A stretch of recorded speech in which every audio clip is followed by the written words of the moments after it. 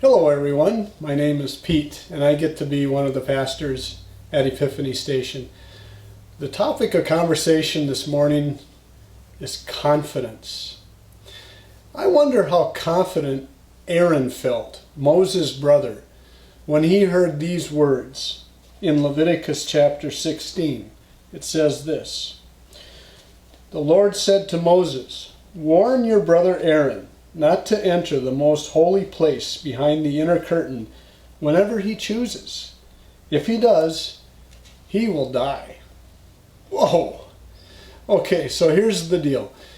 Aaron was the high priest, and he would go into the tabernacle once a year into the Holy of Holies, the most holy place where God's presence was.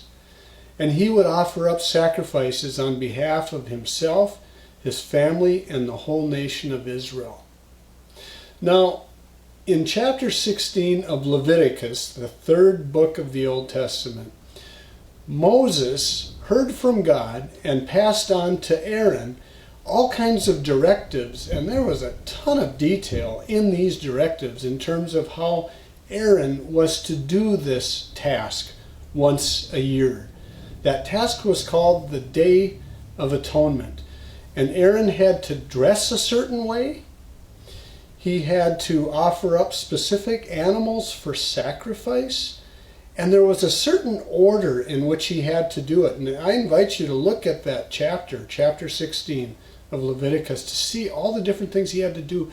And he had to follow it specifically. And if he did, he gets to live another day. How in the world can we gain confidence from that?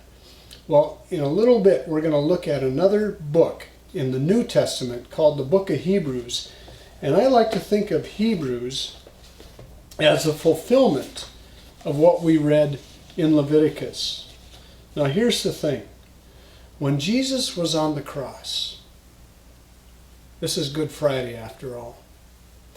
When Jesus was on the cross, and as he breathed his last, if we read in Matthew, we'll read it in Mark, we'll read it in Luke, and it tells us about the curtain in the temple. Now remember, I was talking about the Day of Atonement and that Holy of Holy place? Well, there was a curtain, a veil, and it was finely twisted linen. It was thick. It couldn't be torn at all. There was this veil that was separating the most holy of holy place from the rest of the tabernacle or from the rest of the temple later on in the history. And that veil which separated the holy of holy place from the rest was torn completely from top to bottom when Jesus died on the cross. Now, what does this all mean? That which Aaron so meticulously had to follow, those directives in the Old Testament in Leviticus, there was a reason for that, because God is holy. And we can't approach him. Back in the Old Testament, we couldn't approach him directly by ourselves. We had to go through a high priest, and in this case it was Aaron. Well, in the book of Hebrews, it tells us this in chapter 4. "So then, since we have a great high priest who has entered heaven, Jesus, the Son of God, let's hold firmly to what we believe. This high priest understands our weakness, for he faced all the same testings, yet he did not sin." So here's the kicker. Here's the confidence part.